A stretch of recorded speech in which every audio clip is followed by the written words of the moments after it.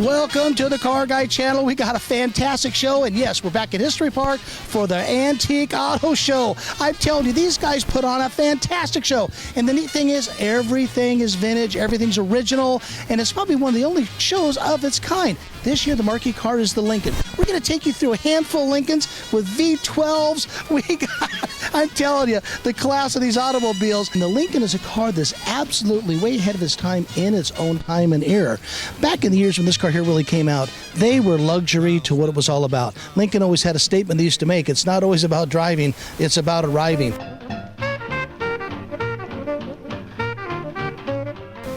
At these shows every year, I always see and actually just grab onto one of my most favorite cars. This right here, a Lincoln Zephyr, is one of my favorite model Lincolns of the Lincoln line. It's because I have a little history behind one. I built a 48 many years ago, and there's a lot of reasons why I like it. So it was a cabriolet. But 1936 to 1936 to 1948, Lincoln made the Zephyr. Now the Zephyr itself, what is fascinating about it is the motor. The motor is a V12, and the V12 engine is so quiet it sounds just like a sewing machine. This thing's beautiful.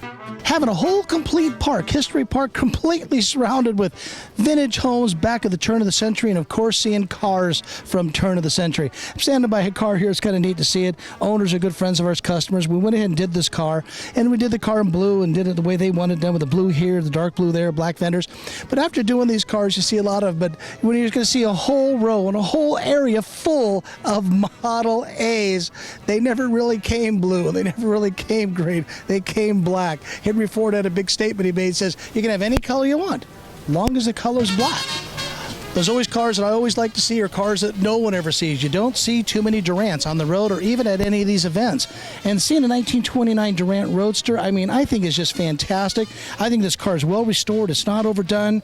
I think it's absolutely beautiful. The story of Durant has a lot to do, merged with Cadillac many years, all sorts of great stories about them. They were just such a well-built car. You said this is a blacked out edition. Would you go into that?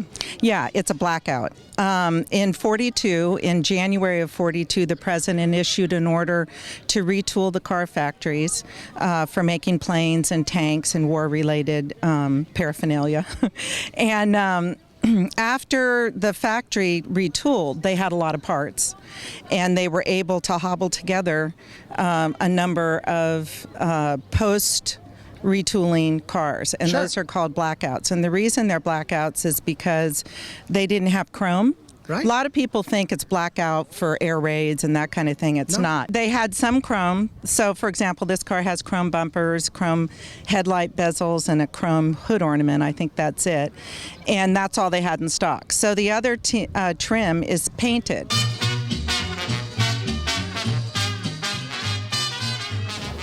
Here's a piece of history of San Jose that a lot of people don't know and probably have never even heard of or know anything about.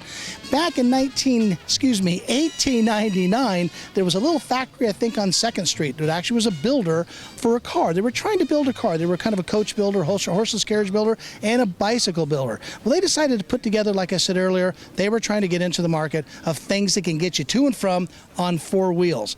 Olson Hunt went ahead and decided to put something together. A lot of bicycle parts are done on it.